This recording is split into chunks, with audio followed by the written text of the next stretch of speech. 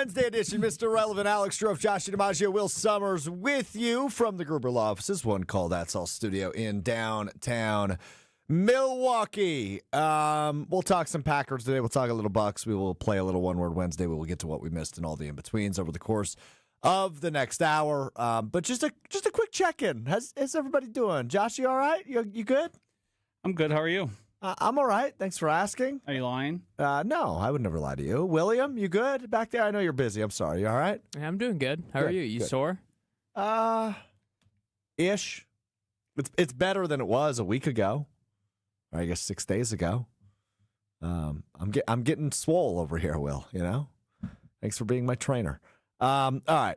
I have a little bit of a frustration, Joshy, with like the lack of action and the lack of news coming out of 1265. What do you mean, Chris Brooks? 2 years.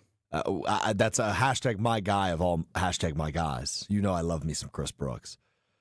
But it's not even that. It's more so the Rashawn Gary piece of the puzzle, the Elton Jenkins piece of the puzzle, and this isn't necessarily a Packers thing because they wouldn't have been able to make this move, but the Rams trading for I almost said Isaiah McDuffie, for McDuffie from the Chiefs, Trent McDuffie, one of the best corners in the league, after an NFC Championship game appearance, and they're making splash moves. And the most exciting and unexpected part of the Packers offseason thus far was that there was a fire in the auxiliary locker room yesterday. And that's kind of the state of the offseason, at least thus far, a week out from the beginning of free agency.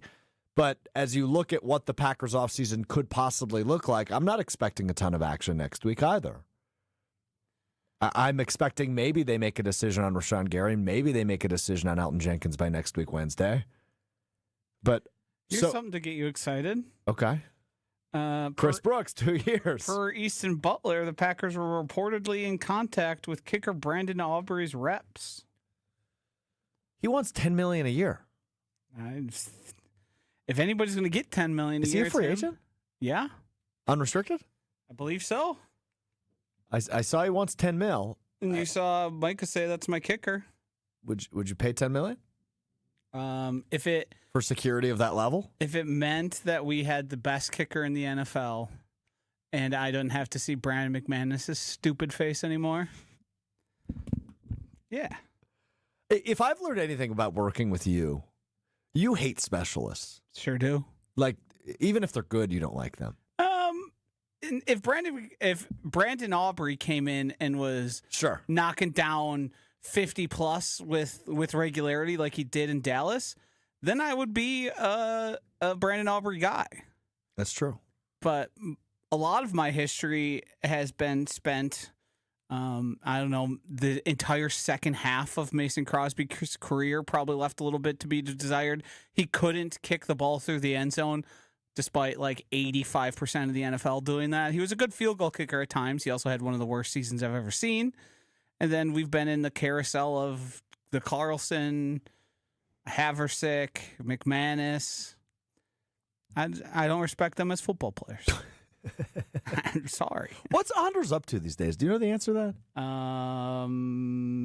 Maybe playing soccer. Okay, so that's an interesting. I hadn't seen that report until you just mentioned it. I mean, we'll see. How does that work, by the way? Because I heard a little bit of leakage. He's on the New York Jets, apparently. I heard a little bit of leakage that they were in contact with the linebacker, but you can't technically. Bobby Okereke? No, not who I'm referring to. But I thought you couldn't be in contact with free agents until Monday. Oh, like a Brandon Aubrey. Yeah. Because Okereke, you could be, because he's a true free agent now, just like Tyler Biotish. If you're released prior to the new league year, you can visit with the team at any time. I got some lakefront property to sell you. Here we go. People don't follow those rules. Yep. Awfully odd how the moment the legal tampering, whatever Monday. They call it, the moment that opens, you see signings. Is it Monday or is it Wednesday? I think it's Wednesday because Shefty has to have off. Well, no. Wednesday's the new league year. That's when free agency and you can actually sign. The legal tampering period begins Monday. So then the league year. Yeah. Okay. Yeah. But now they've built in this legal tampering period over the course of the last several years, and we're just admitting what we all already Monday know. at 9 at noon. So yes, when you see those, Did you say 9 at noon? March 9th at noon. Oh, sorry, that's what I meant. Monday, March 9th at noon. Okay, Yeah. noon Eastern or noon Central? That is Eastern, so 11 a.m. our time. I can't wait. Monday show is going to be fun. Today's show could be fun because in about 30 minutes, Aaron Rodgers is going to join Pat McAfee. The good news for us is we don't have to watch it. We can just monitor to see if there's any real news coming out of that. I can tell you what he's going to tell everyone else. All right, go ahead. As the number one Aaron Rodgers translator. I haven't made a decision yet. I'm going to make a decision yet. I will let you know at a later time, and when I announce it, it'll be right here on the Pat McAfee Show. We'll get into some current events. We'll probably blast someone who's slighted him, and then we'll move on. We'll make veiled references to our wife. Talk about a trip we're going on. Done deal. You are a big fan. He'll sing glowingly, sing the praises of Mike McCarthy because he knows he did him dirty in Green Bay. Mm-hmm. And then we'll keep moving. And Dr. Denver Dan chimes in, and my wife is real. Yes. Uh-huh. Lance chimes in. Also, you guys forgot about the Narv dog. Braden Narvison. We got our kicker. I did say that. I think that's probably one of the one thing that probably pushed me over from being behind the glass during the show to a part of the show. It was that moment. Because you were saying it and Hunter was just letting you say it, and I was like, what are you talking about? He had a great preseason. He made one preseason kick, and you were like, yep, that's the guy. And I said, that's not how that works at all. Well, at least I had. You thought the Packers had the kicking position figured out for 10 years. That's the way you were treating it. At least his take about Kyler Murray was good, though, right? Who's mine? Didn't you have a take, or was it the Cardinals? You said the Cardinals were your sleeper team. I did. I forgot about that. Wow. And their quarterback has been released as of yesterday. 2 days ago. Go back and look at those? No, we should. We should do that. And it kind of makes me nervous that Strouf said that he thinks Caleb Williams is going to win MVP this year. I think he's just like he's got cold hands. When did I say that? You did say that when we were having the Super Bowl winning quarterback versus MVP quarterback debate. You told me you thought Caleb Williams was going to win MVP. That's not how it went at all. Your supposed bully. I said if I could, my bully. I said if I could guarantee you Caleb Williams wins the MVP, would you take it? And you said yes. And then of course. You said I think he's going to win the MVP. Josh, I don't remember. You definitely said this because I was even shocked that you said it. I don't think he's going to win MVP. I haven't thought about next year yet. Good. The new league year hasn't even begun, Will. Good. What I'm trying to remember is how bullish I was on the Patriots. Because I remember I picked them all season. We'll go back and we'll look. We'll see. Did I predict Drake May to be a potential MVP? You also did pick the Chiefs all year. Yeah, I did do that. I guess Mahomes got hurt, so that's kind of annulled. Uh-huh. I'm always going to pick the Chiefs and Mahomes. Just going to keep doing it forever. All right. I struggle to talk about this because it just annoys the hell out of me. Maybe the actual most exciting part of the Packers offseason, and exciting might not even be the right word, is the Rich Bisaccia saga, which continues to just evolve and confuse me. So 38 days after the Packers season ended is when the Packers announced that Rich Bisaccia would be leaving the team. Mutually part ways. Bisaccia steps down, I believe was the verbiage used, on a random, was that like a Tuesday afternoon or a Tuesday night, Joshy? It was the week I was on vacation.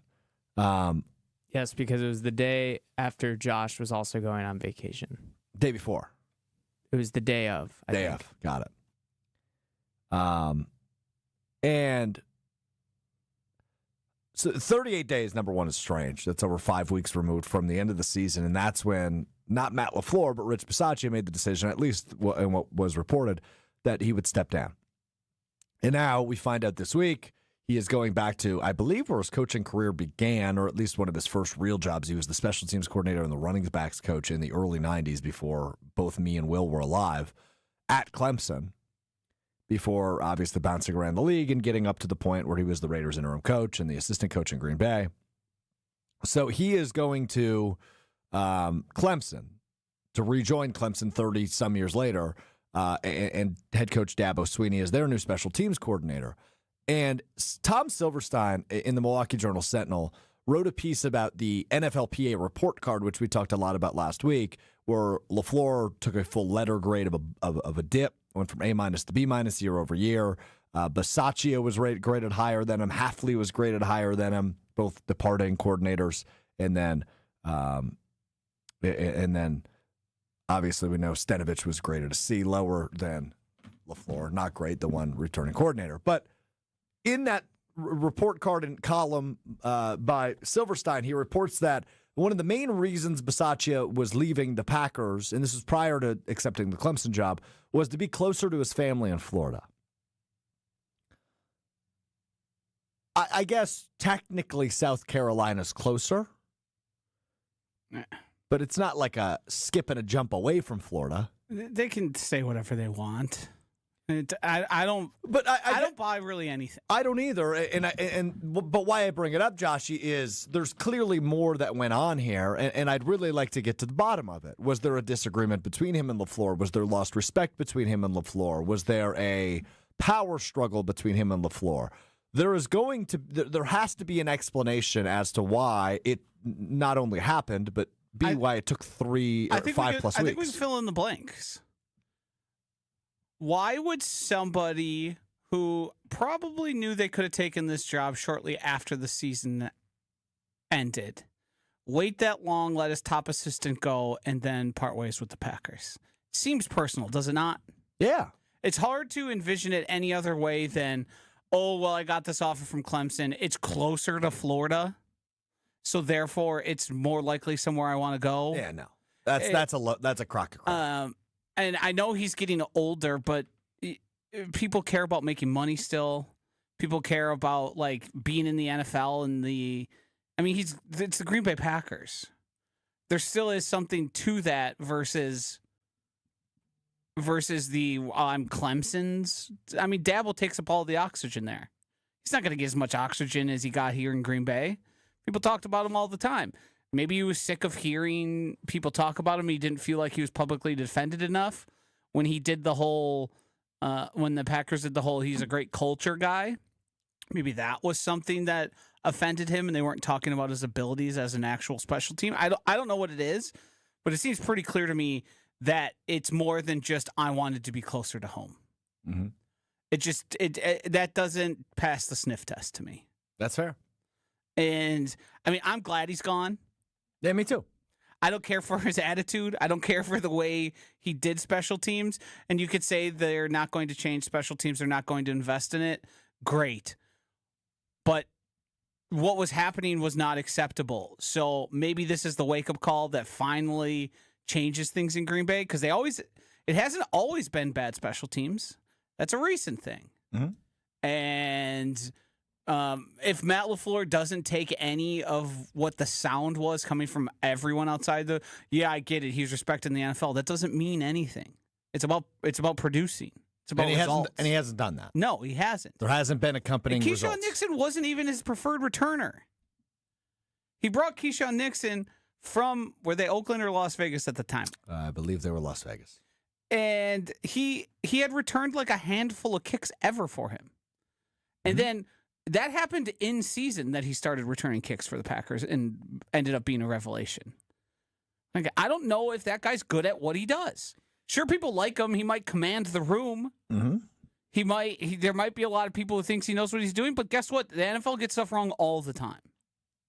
All the time. And that's not to say he can't be a good coach, but it just never worked in Green Bay. And I disagree with this comment from Jamie in Orlando, who says they didn't get him talent for special teams, so he took the brunt of the blame, but you can't make chicken soup from chicken crap. And my issue with that is, while the level of talent may not have been there, that part I don't necessarily disagree with, is the general manager comes up and says, yeah, we've invested more in special teams than we ever have. And they have. They've signed plenty of free agents. that were just teamsters. Right. They've made picks that were guys who were supposed to be. I mean, some of them didn't work, and they weren't the right option. I bet. Tell you what, though, if anybody came onto the team and was a main special teamers, Rich Bisaccia was involved. They gave him that ability. They let him seek out guys he wanted. I said this on Monday when we reacted to the hiring of Cam McCord. I don't really think it matters who the special teams coordinator is. It's always been bad. Like Ron Zook and Mo Drayton and Sean Meninga. And now Rich Bisaccia added to that list. Hopefully Cam McCord does come in. I'm not even asking for a top 10 unit, top 12. Just don't be bottom 5. I want somewhere between like 13 and 20. And I'm like, all right, moving on. Yeah. Isn't it the whole like Shanahan tree? Like none of those guys value special teams.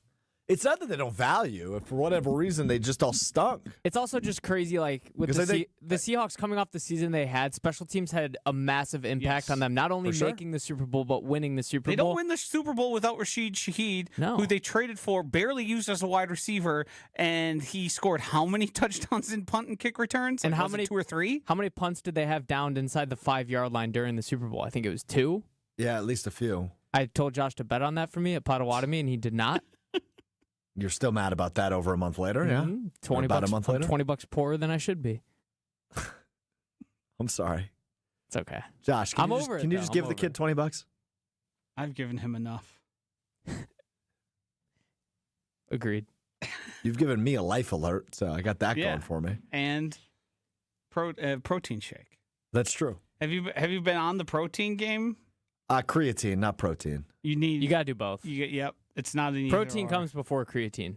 The protein powder in my apartment expired in July, so I had to throw it out. You could walk. I've got more on the way. I have something. I like that whey, like whey protein. You could also good. WHEY. I have some breaking news for you. Oh, jeez. There's protein in a lot of other things.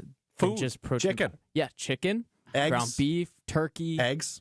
Eggs. Yes, there's protein in eggs. Yeah. Protein bars. Have you upped your protein intake? I have. Yes. Are you tracking it? No. Have you considered that? Would you even know how to? Nope. Okay. To both questions, no. That's our next step. Once we get the routine, the workout routine nailed down, nutrition's next. Oh, boy. What do they say? It's made in the kitchen. Yeah, that's it. Rome wasn't built in a day. That's what they say. It's 90% diet. The other half is mental. But here's the thing I struggle with all that. It's not like I'm overweight. No, we're not telling you to lose weight. It sounds like you're putting me on a diet. No, you have to eat the proper foods to build muscle because they don't. You realize there's like anatomy and there's science that happens behind adding muscle. Well, what we learned today is I struggle with anatomy massively. You don't seem to understand that to properly build muscle and to recover and to keep going, you need to ingest here's protein. I'd prefer if this show does not become the Alex Strouf workout journey. I'd prefer if that's not the case. It's hard not to. I appreciate your concern. Why? I'm not. 5 million people now know that you can't bench 95 I think it's pounds. more than that, but yeah. So if we're not going to solve it here, KBN is only in it to make fun of you. We're trying to help. Mm-hmm. Depending on the day, and what we're realizing is the work we originally agreed to is a lot more than we anticipated. Meaning what? What work have you agreed helping to? you. You got haven't you helped a life alert. I got you a life alert and a protein shake. I thought that would have been a good hit. Maybe I should get on these. Would you have ever known that those protein shakes tasted that good if Josh didn't buy one for you? I would not have. I would not have. And it seems like my role is describing like literally how things work because you didn't seem to connect increased protein and dietary stuff with gaining more muscle and building more muscle and getting stronger. It's not necessarily. It seems like that. you thought those things weren't necessarily connected. No, I think they can be. It's not can be. No, they are. It's not can be. No, hold on. They are I think they can be. Stop saying think. No, can hold on. Can you? No, This is insane. because where you're going is not right. Can you just let me say it then? No. And then you can say it's wrong. If you say it right, I'm gonna say it, and then you can tell me why it's wrong. Okay? Let's do it that way. I think those things can be connected. But the difference between me and your average weightlifter is the average weightlifter has muscle to begin with. So therefore, I don't think the dietary matters as much as the actual motion. You've got it ass backwards. If you just ate it like a decent diet and did 10 push-ups a day, you'd probably be on a better track than what you're doing right now. It is even more important for someone like you with no muscle to provide their body the building blocks of muscle. That's a fair point. You can gain and lose good weight without ever touching a weight. Well, I'm touching weights. Yes. Right. I'm moving weight. You're doing step 2. Yes. Chris and MK says, at least with these guys, it's mostly constructive criticism and advice. KBN is just a Strouf slaughterfest. Yeah. The sentence you just said was one of the more insulting things to any human with a basic understanding of body function. This would be a good time to mention. In high school, I have told this story, but I will tell you again. High school, I took a human anatomy class, and the final was coming up. And I needed a specific answers or a specific amount of answers correct on the final in order to pass the class. And I took it was one of the, you guys did Scantrons, right? Will, you're not too young for that? Okay. In college, we did them. And so I filled out the Scantron, and I was the first person in my class of probably 20 people done. And usually if you need a certain amount on the test right to pass it, you being the first one complete with the test is not a great sign. So I handed in the Scantron. I snapped 2 pencils, and I walked to the back of the classroom, which was like a science lab. So I sat back by a science lab, and I just pouted because I was like, I just failed this class for sure. And I always took fastest one done as the person who flew through it and understood everything. Well, I just... I guess if you're the one who looks at an answer and then immediately puts down any answer because they don't know it, then that's different. I hated taking tests, and I was so bad at it, and I'd always be the first one done because I just wanted it to be over. I usually just want it to be over. I was an excellent test taker and always fast. I was a pretty good test taker, except in human anatomy. If you don't know it in 5 seconds, you're likely never going to know it. Keep moving. I like that. So I subscribe to that as well. I believe it's a Scantron, so you got a 1 in 4. You got a 1 in 4 chance. I believe that's like a known practice. Like the majority of the it's not just a saying. So it's like the process of elimination is what you're supposed to do if you don't know. So anyway, I was the first one done. I snapped a pencil out of frustration. I made a scene, as I often did. I went to the back of the room and I just sat there. And my teacher, Dr. Willow, high school teacher, but he was a doctor, came back and he knelt down by me and he said, "Alex, the most successful people always fail before they succeed." And I said, "Wow, that's great advice. Thank you, Dr. Willow." And I ultimately passed the class. I think he helped me out. Got a D- in human anatomy. All of this to say, I don't know how the body works at all. See, but the thing is, like, you don't have to be, like, studying this stuff. Like, this is sort of like stuff you just come across. It's input and output. Yeah. Yeah. That's what's confusing to me, and this is always a thing that I have a hard time dealing with other people with. A lot of stuff I know just because I live life, and like I read things and stuff like generally interests me, and that seems to not have applied here when it comes to you with anything to do with. Josh, I've never had an interest in working out. Ever. Yeah. I don't know if it's like the interest necessarily, but like. You just sort of come across things that doesn't happen to you. You learn stuff whether you really were seeking it out or not. Blinders. I wear blinders. Do you listen to other people when they talk? Because I feel like I have so many people in my life who've told me stuff that I wasn't particularly interested in, but I learned it because they were a subject matter expert. Not about the human body. Pregnancy, I know quite a bit about that. Okay. And I'm gonna leave that.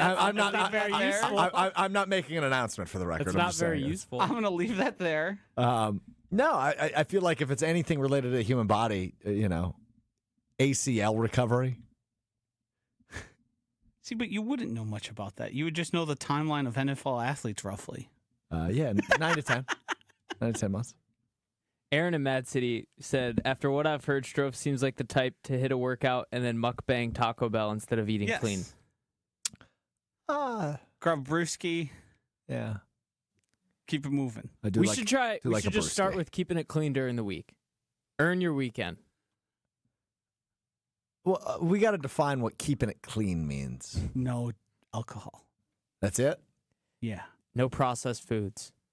See, I think he's the type of person, he's thin enough. And if, like, I don't imagine you aren't eating many things like without protein. If you're doing a protein shake and you're eating Taco Bell, I think there's enough there for you to still be building muscle effectively. I tend to agree. The nice thing is you don't have to like count calories. You're proving my point. No, I said the protein shake. What do you mean? You're leaving that part out. Like, that's essential for you. You have to be doing that, and you probably need like 2 a day. Well, my protein will be here tomorrow. Or tonight, I think, actually. You know you could have gone... Yes, I understand. Anywhere. I understand that. Yeah, but it's readily available at the grocery store. I'd prefer to make it at home. No, I'm saying you could buy the mix at all of these places. Oh, sure. The same thing you're buying. Well, my girlfriend likes a specific type, and I trust her judgment. So my fiance, excuse me. Correction. Whoa. Correction. She did not take the ring off, despite what the last week has been. So, all right. Well, this has been a good exercise class with Professor DiMaggio and Professor Sommers. Nicely done, fellas. So, like I said before, I'd prefer if this didn't become the Alex Strouf workout tracker. Well, you're gonna have to clean it up. I'm trying to think on how we got here. I don't know. You guys brought it up. You said you have protein on the way, and that was a good pun. Thanks. That you unintentionally made. It was unintentional. We got here, and the reason this boiled down as much as it is because you have an undying confidence whether or not you're an expert on something. An undying confidence about what in this context? About everything. But I didn't say anything with confidence. What was the sentence you said that I stopped you 3 times?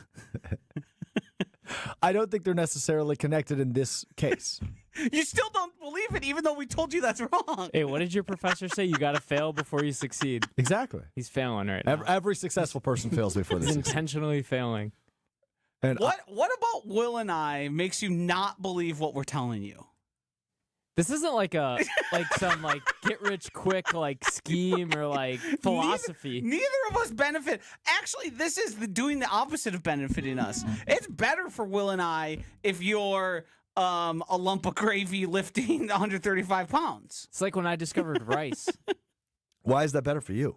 Because it provides more attention and eyes. So you being weak and being viewed 5 million times lifts our boats too. So why are you trying to help me? Because we're your friends. That's all he wanted to hear, is that we're his friends. At the end of the day, it took us so damn long to get there. That's all he wanted to hear. But Josh, you have to understand why I'm a little apprehensive. Correct. Given the last week. I think you've gotten to know both of us well enough to say, when we're giving you advice on protein, we're not doing it to sabotage you. Think we're but how am I you? supposed to know that? Hey, if you eat clean and work out, you're gonna get healthier. They gotta be messing with me. This has gotta be some sort of practical joke. That's just not possible. Okay, are we done yet? We can be done. I'm sick of talking about it. We can play the video. It's what video? The video. I don't know what you're referring to. Will, do you got a video back there? Can you get it? Is it the one? Yeah. What is it? The one that was sent in the group chat earlier? What video? There's a video sent in the social media group chat. Oh, yeah, we're not using that. We're not using that today. I'm sure I'll have to use it in an hour, so we'll let it breathe. Tune in to KBN, 2 p.m. Yeah, I might not be subscribe. there. I might subscribe. I might be sick at that Get point. us over 19,000. Yeah, if you haven't already, on YouTube, at ESPN Milwaukee. Go ahead, and ESPN Madison. Go ahead, click subscribe. I'm beaten down, guys. We're trying to help you. Yeah. I understand that. You complain about how KBN makes fun of you. This is the hour that you get where you're getting good advice. We're building you up. Well, yeah, I hear you on that, Will, and I appreciate both of you guys. I have talked about nothing except this for a week. Well, it doesn't. And I'm starting to get a little tired. It doesn't help that this is the slow time of the news calendar. No, it does not. Which is why we do, for the record, that's why I do the combine when I do it the last 2 years. Like, if Giannis came back and it was gangbusters and they blew the doors off the Boston Celtics, there's something to talk about. Right, and they obviously did not do that. We'll talk about the Bucks a little bit, because Tim McMahon did say something I thought was interesting. If the Packers had fired Matt LaFleur, we'd have probably a lot still to be talking about. Right, so what you're saying is because of the slowness in the news, in the sports calendar, right, we're still a few weeks out from the NCAA tournament. We're still a few weeks out from MLB opening day. We're still a week out from NFL free agency. There's just not a lot going on. Yeah. You're right. That doesn't help. It doesn't. But I am getting a little tired. I understood. But we were giving you the parachute out. In what way? The building blocks of benching 150. Which hopefully I'll do soon. But right now, I've been trying to be quiet about it. No, you have. I've been going to the gym every morning. Really? Outside of Monday. Every day this week, though. Tuesday, Wednesday. And that's Saturday, it. There's too. only 2 days. And Sunday I went. But yeah, I'm just I just want to do this and move on with my life. As we all know, you're just the nose to the grindstone guy. Yeah. The biggest test will be when we stop talking about it to see if you continue working out. You and I won't stop talking about it because you're my trainer. Yeah, I won't stop talking about it. You don't need to, as long as it's in an encouraging manner. If he takes an attitude like he did today, Will, that's probably a hint you need to back off. He was giving me attitude on Sunday. I almost quit. What did I give you attitude about? You were calling me a lazy trainer for not being able to be there while you worked out. For not exclusively working around your schedule. All right. I was working. What good's a trainer if he's never there? He has yet to work out with me. Wow. But he has sent me all of my plans, which I'm appreciative of. And motivational quotes. Only one. Well, I mean, you got to earn the other ones. You told me you would send me one yesterday. You didn't. Once you get to a place of higher lifting, then you get more. I'm already lifting more. Yeah. I told you I'm all right, last thing. And then I want to talk about LaFleur. Because but he doesn't want to talk about it. I don't, but this is funny. All right, so I made the joke. I don't remember if this is on air or off air. But when I've got some downtime, I go to the mid-row machine. Which is, I mean, you just, right? Right? Works at your back a little bit. It's got water in it or a fan? What? No, it's like it's just a rowing machine. Like yeah. I don't know why I said mid-row. Oh, that's what the machine says. Yeah. And today is the first day that Will actually had that on my list of assignments. Were you excited? In the gym? I was, because I love that machine.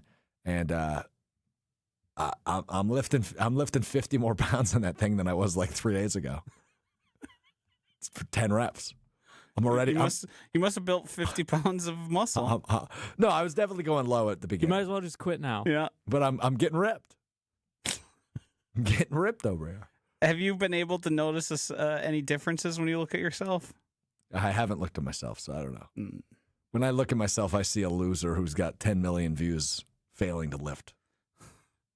That's what I see. I think if we polled the audience and said, do you believe Strouf hasn't looked at himself since starting to work out?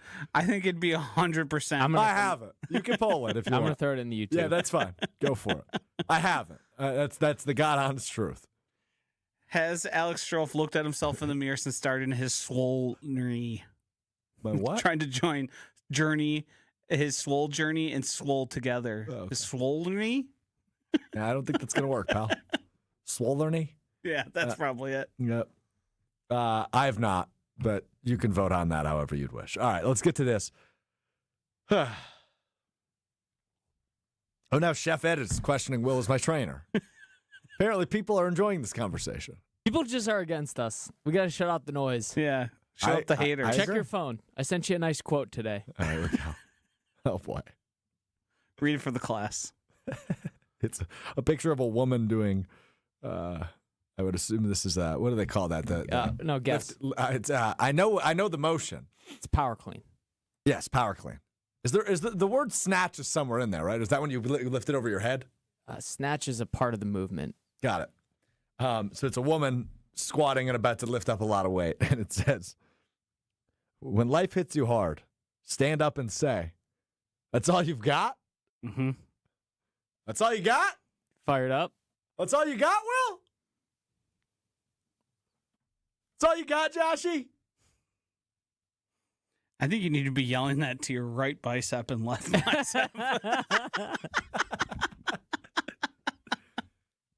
All right. So Raheem Mostert, as quoted in Pro Football Talk on NBC Sports, talked about Mike McDaniel, who he spent time with in San Francisco and then followed him to Miami when he became the head coach for the last couple of years. Said, he thinks he's a really good football coach. Really smart guy, good football coach, great offensive mind, but it didn't work as a head coach because he's too much of a player's coach. He's too relaxed. He's too laid back. He's too much a buddy-buddy with his players. And I thought that made sense. And I was curious for our resident Matt LaFleur supporter, I say sarcastically, in Josh DiMaggio. Do you believe that's an issue with Matt LaFleur, despite what we heard last week where his respect for players was voted lower than it's been in past years? Because Mostert went on to say things like, I've always been motivated by a guy who says it's my way or the highway, a guy who lays down the law, a guy who rules with an iron fist. And McDaniel wasn't that. He was boys with his players. Despite being a really good offensive mind, it just didn't connect for Miami, who did not succeed during his tenure as their head coach. So do you worry that could be part of the problem with Matt LaFleur since he hasn't been able to get over the hump in his tenure as the Packers coach? I've long thought that he was probably a little too easy on a lot of his players. We see him at every opportunity go out and take the blame for literally anything. Now, I do think there are degrees of him holding players accountable, but it's probably not effective. And I mean, as we all know with like any sort of form of leadership at this point, the best type of leadership is people who knows what gets the best out of each and every person. If you apply a one-size-fits-all, if you're the disciplinarian or you're the players coach guy, I think that's probably not wise. I think there's different people who need different things. What I find interesting is the fact that his player respect was a second worst in all of the NFL, and the fact that that was never an issue. I mean, Brian Bulaga was talking to you, was saying like Matt LaFleur is a players coach on the Homer Hour. Yep. And what makes it interesting to me is I start to then wonder, did Matt LaFleur try and change something this year? Like he got message that maybe you were too far into the players coach realm, which ultimately got Mike McDaniel fired, and you need to be, you need to hold more guys accountable. But then I also think of like what we saw on the field from Rashawn Gary, like holding that guy accountable is telling him, hey, it's the second half of the playoffs, you're not playing. I know we're down guys, but guess what? When I watched you within 5 yards of the quarterback not trying to tackle him, that's enough. We can't have that out there. And maybe the playoffs is a bad time, but you could have done it 4 or 5 times throughout the course of the end of the season. Like that's the type of stuff where I don't know if he's holding players accountable for what the mistakes or lack of effort.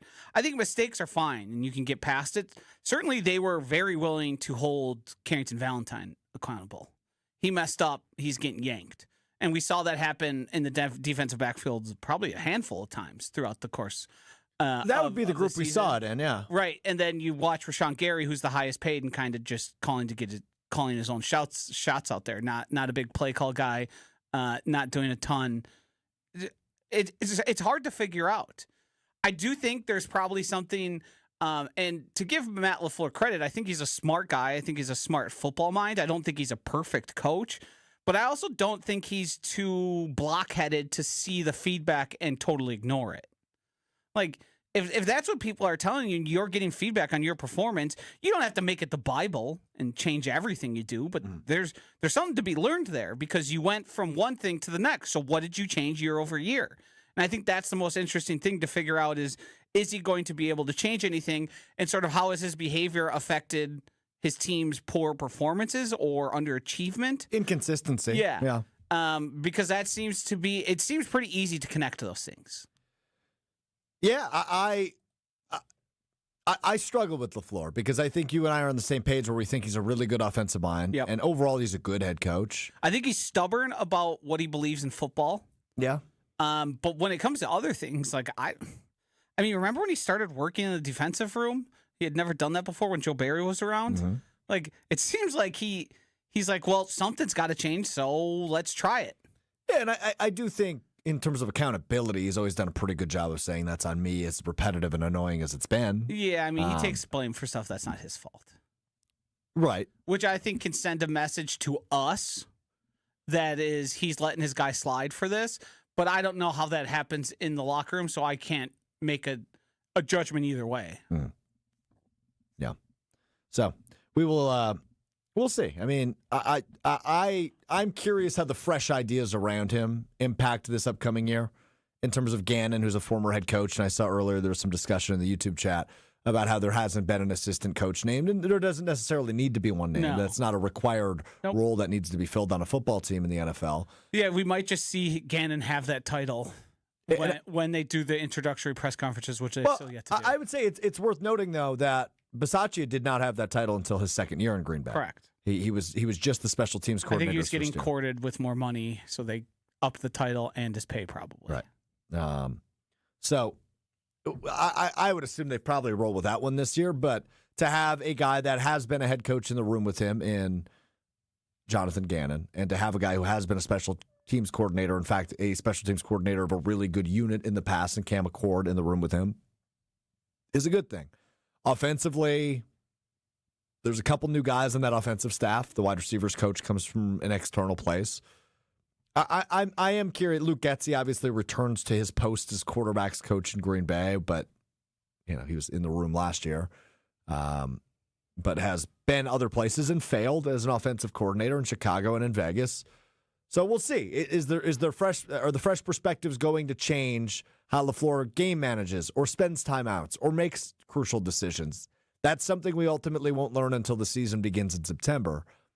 But something's got to give, because the championship window, in my eyes, is still open despite a lot of decisions that need to be made over the course of the next few weeks, including ESPN's list of top 100 free agents. 4 of the top 20 are from Green Bay, and you're likely going to move on from all 4 of those guys. What about Gary? What about Elton Jenkins? How do you fill those gaps that certainly exist on this Packers roster? Still a good roster, but how do you fill those gaps in a year where you believe the championship window is still open? That's another big question of the offseason that won't be answered for some time. Did you have a time, or did you come across the article on Acme Packing Company about how the Packers are unlikely to go big in free agency this year because of just the wild degree of compensatory picks they're likely to get from Malik Willis and Rasheed Walker? Yeah, but you don't receive those until next year. Right. But you could draw a pretty clean conclusion that if you have those picks, especially in a time where you went through 2 seasons without first-round picks, that you would be incentivized to keep those, because those could be as high as a third. Yeah. And it looks like, from what the free agent class looks like, and the players that have gotten tags thus far, George Pickens being one and Kyle Pitts the other, those were the guys who are going to rival you in terms of money and playing time, because those both factor into what goes into a compensatory pick. So the Packers are certainly going to add people in free agency. I feel very confident about that. Yeah, but who? They've lost too many. It's just, what degree are they? Are they going to sign like a low-level nose tackle who's going to be a rotational player? Or are they going to bring in a Tyler Linderbaum, which I don't think is going to happen, but I would love to happen. But signing a guy like that to that degree of contract, then you start to get into the erasing of those compensatory picks, because you made the investment and they sort of cancel each other out. And that, to me, is the interesting part of the formula, because if I were to take Goody at his word and it's time we started competing for championships, or it's time to bleep them picks, it's time to be the Rams, it's time to give up picks to add players. I love that your boy Shefty always says that whenever the Rams trade a pick. He loves it. F them picks. Yeah. And they do it again today. They've traded 9 of their last 10 first-round picks, and they hit on their other. And they still have a higher first-round pick that they kept because of the Falcons. That's right. So because they traded back in last year. Pretty good business for them and they're going for it. Clearly, they're trying to do at least one final run with Matthew Stafford, since it seems everybody's in line there. So if Goody is truly as motivated, but now it's hard for me to understand or to really come to that conclusion, because everyone got extensions. It's a good times in Green Bay. The fat cats are happy. The fat cats are fed. All right, we will keep you posted on if anything comes out of Goody's protein regimen is. You think he's hitting shakes daily? I don't know. Is he shredded? He seems to be in pretty good shape. Yeah, I don't know that he's like shredded though. No, I don't know. Matt LaFleur's on the creatine for sure. Oh, me too. Me and Matt LaFleur, 2 peas in a pod. Yeah. So, yeah. All right. You should get your eyebrows done like him. I do get my eyebrows done. Yeah, but just not to that level. Right. Couldn't tell. Not to that level. Yeah, you got caterpillars up there. I don't want to hear it from Will. Will's got caterpillars. Will, you get your eyebrows done? No. Have you ever had your eyebrows trimmed? I've had them like waxed before. Oh, that feels good, I bet. Yeah. No, it doesn't. It actually hurts a lot. I believe that. Yeah. All right, each and every Wednesday, Will cater a list of topics that Joshy and I respond to with one word. It's a big moment for Will. It's a big moment. It's the first time I think he's ran One Word Wednesday since the departure of Hunter Vaughn from our program. Will Sommers, One Word Wednesday, what we have missed over the course of however long, any wacky stories, all the in-betweens. It is time for me and Josh to keep it to one word. One Word Wednesday on Mr. Irrelevant. Yeah, I want to start with this. The Brewers played Team Great Britain in an exhibition game yesterday to prepare Team Great Britain for the World Baseball Classic. And a lot of the Brewers beat writers noticed that Team Great Britain has a team artist, Andy Brown, who paints workouts in games as the Brits prepare for the World Baseball Classic. I'll put a picture up on the stream right now. Yeah, I saw this from out. Just gorgeous That's picture. Sweet. Yeah. Does it at like the BP sessions, just brings out his like, what is it called? An easel. Easel, yeah. Can I interrupt you with something Aaron Rodgers just said? Oh. Quote, I want to look good. I want my wife to bleep me all the time. End quote from Aaron Rodgers. Bonk. Preseason is my word, Will. Preseason. What? Is the question about the artist of the game? Listening. It's the artist. Who gives a rip about the game? Art. I was going to say neat. It'd be cool to, have prints of these made. You could put them up. Now, I don't know how much the people of Great Britain are going to be interested in this. I don't know how fervent their fan base is for baseball. But a Team USA one of these would be like a cool piece of artwork to put in your house. Yeah, I mean, Jazz Chisholm's playing for Team Great Britain. There's a lot of guys that are all over the place. Didn't know, See Jazz Chisholm say he made a 328-yard hole in par one. 4. I did see that. Yes. Felt a little. And I don't want to be a golf snob, but at least have sleeves. Golfing in a tank top, come on. You probably hate the Live Tour too. No, I'm fine with shorts. I'm fine with no collar. Tank top. It's not the beach. A little much? Right. It's not the beach. Well, if you look like Jazz Chisholm, though. And you have as money as Jazz Chisholm. You do whatever you want. All right, this clip has been making its rounds this week. This is Aaron Judge, another World Baseball Classic moment right here, giving a speech to Team USA. Sacrificing for your family at home, you're sacrificing for your country, and you're sacrificing for the brothers in the trenches with you every single day. And that's one thing I want us to do, fellas. We're down, we're beat up a little bit, man. Bleed into each other, man. We're going to lay it out on the line. If we do that, we'll bring the goal home now. I'm telling you. Okay. Uninspired? Soft. See, it's such a big misconception about the speech. Like, I don't think it was A, that bad, and B, it's not like they're going to play a game or anything. Like, it's like obviously the media day. Who cares? It's not even that bad of a speech. Like Matt LaFleur's speech to the Badgers was 10 times worse I don't disagree with that. I think those speeches are equally. But yeah, I would say they're probably more comparable than 10 times apart. They were both unprepared. Clearly, they both didn't really have that great of a message. Like, I understand it wasn't what you had hoped it would be, I suppose. But it is what. I don't think anybody in that room listened to that and was like, "Oh man, I'm glad he spoke." Yeah, I didn't feel anything from that, to be honest. I don't think he was trying to. He should try. He should try. He's kind of Mr. He's representing the country. Don't they call him Captain America? He's also talking to like way more people than just the team. That's why hockey's better. They care more. All right. Another thing on the World Baseball Classic, Tariq Skubal, who is arguably the greatest pitcher in the MLB right now, he's going to be limited to just 55 pitches against Great Britain, and it's going to be his only game in the World Baseball Classic. Speaking of hockey. I'm going to say insurance. I did see that clip. I didn't. There is a clip going around, and it makes sense that the people who have insurances, teams, and players on their contracts are either fully denying or limiting participation. because it is not within the confines of those contracts they signed to be competing in this. So someone like Mike Trout, who probably wouldn't even play much with his current injury issues and form, like flat wasn't able to be there. So basically, insurance companies are in some form making the World Baseball Classic worse. Great. Sports, baby. You say insurance, I'll say contracts. And disappointment would be another word here. I'm excited for the World Baseball Classic. I can clearly tell you are. First game on Friday against Brazil. I believe the actual World Baseball Classic starts tonight, though.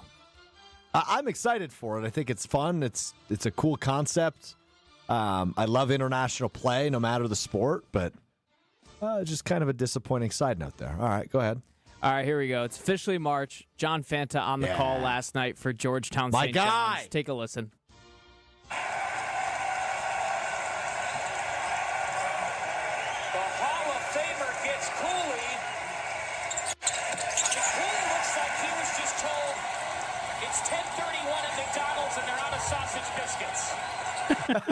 Cooley looks like he was just told it is 10:31 at McDonald's and they're out of sausage briskets, which I know that feeling, says Fanta.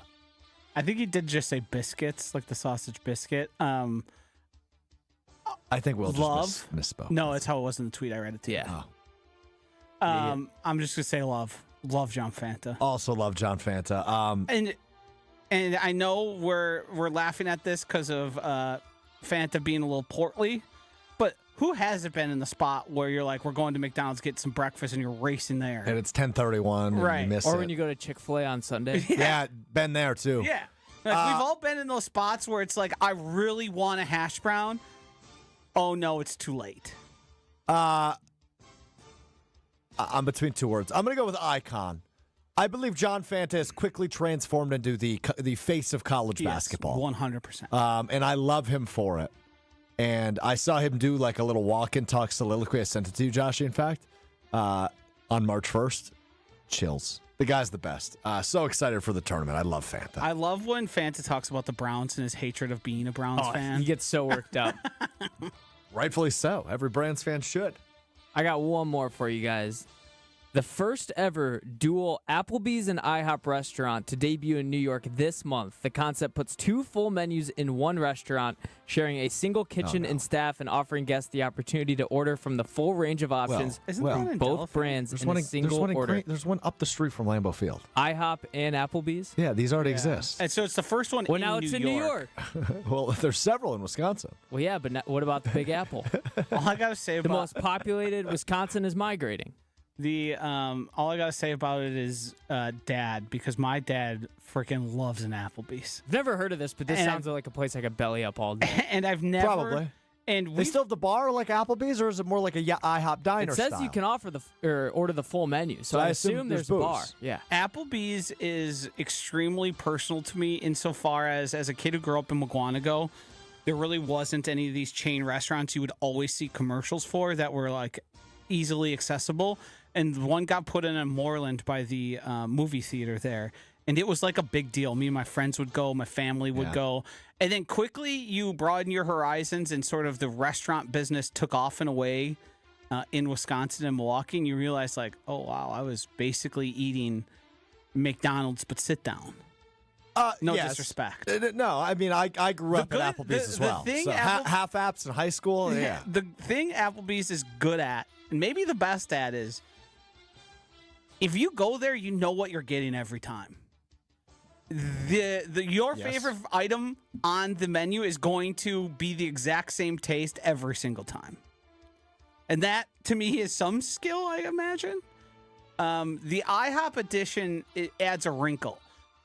Can I be ordering something that is both Applebee's and IHOP at the same time? I have to be, right? Yeah, you can. It says the kitchen staff is absolutely combined.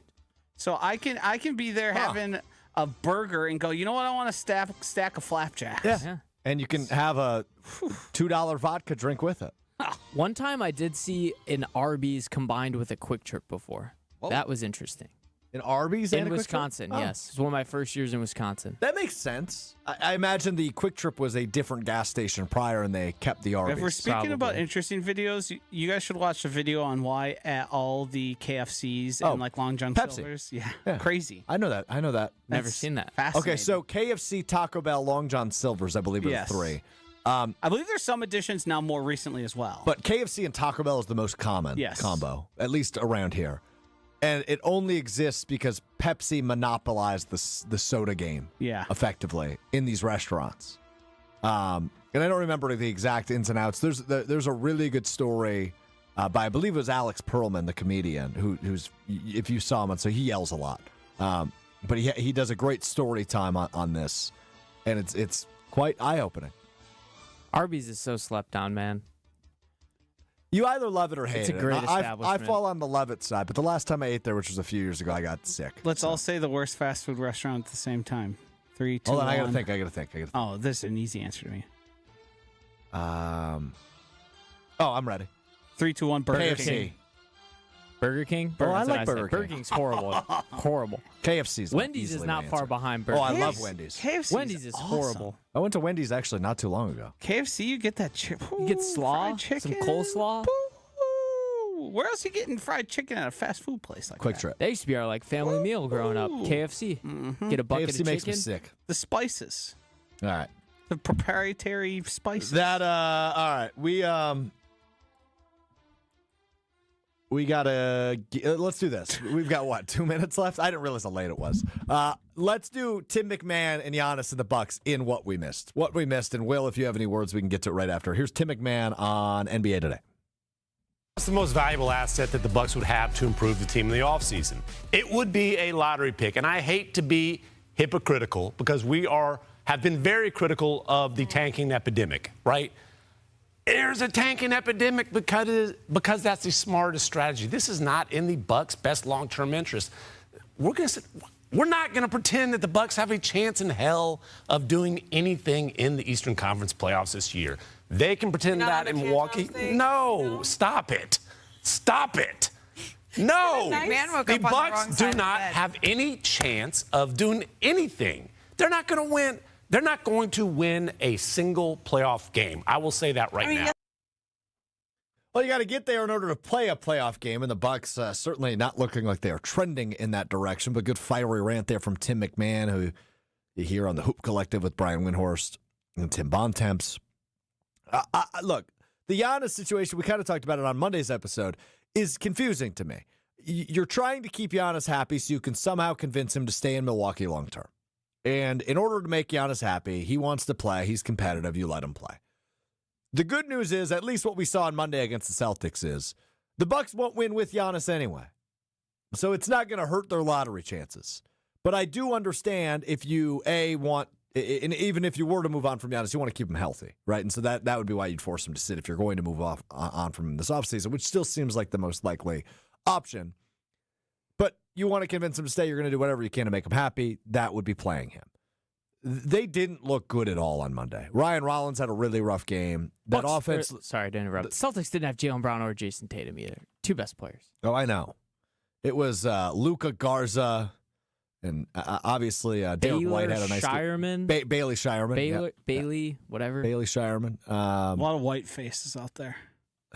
That would be an accurate statement. And a guy named White. Uh-huh. Yep. Who's strangely enough not a white face. That's correct. Monday was a disaster. We'll see if tonight is anybody. A late one tonight. Is anybody staying up for the entirety of this game? 8:30 tip at Pfizer Forum. Josh, I know your answer. Will you staying up for this? I agree. You got any words before we depart? I've got just one thing I want to read. Has Alex Strouf looked at himself in the mirror since he started his workout journey? 76% of the people say yes.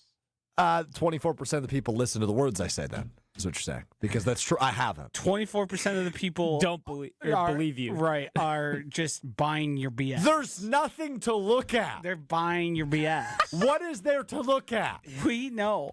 You said yourself that you've went up like 50 pounds on one of the machines. You haven't taken a look and been like, maybe I put on 50 I think pounds of muscle. I just started at too light of a weight. That's all that means. You're in there flexing. Do you have any words? Portly is an adjective describing a person, typically a man who is rather stout, plump, or somewhat fat. Eating all 3 meals a day from Burger King is likely to contribute to a portly build. You could have just said to making someone portly. Yeah. But hey, it works. Yeah. It works. All right. Stature. That will do it for us today. We're back with you Friday beginning at 12:30 Central. That was the word. I gotta be honest, I'd never heard that one either. That's a fun word. You didn't know portly?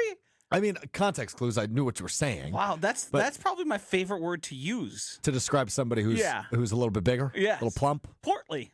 I like that. All right, we'll be back with you Friday, 12:30 Central, ESPN Milwaukee, ESPN Madison on YouTube, and the podcast available wherever you get your podcasts, Apple Podcasts, Spotify, the ESPN Wisconsin app. Just search Mr. Irrelevant will be the first result that pops up. And if you watch us on YouTube and you've never listened to us on the podcast, go subscribe there in case you ever miss an episode. And, of course, some exclusive episodes dropped in the podcast feed that you can only get in the podcast feed as well. We will talk to you on Friday beginning at 12:30. We'll talk to you then. Peace.